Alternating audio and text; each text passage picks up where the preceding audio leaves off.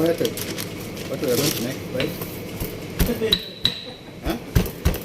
I'm going to make for you medicine. Tomorrow you will not get sick again. Mm-hmm.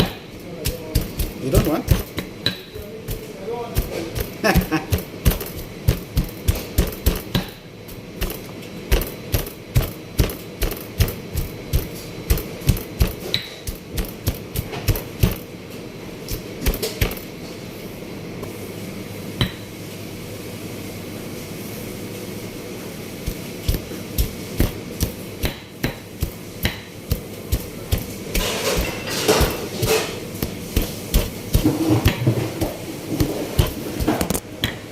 In the morning, tell her.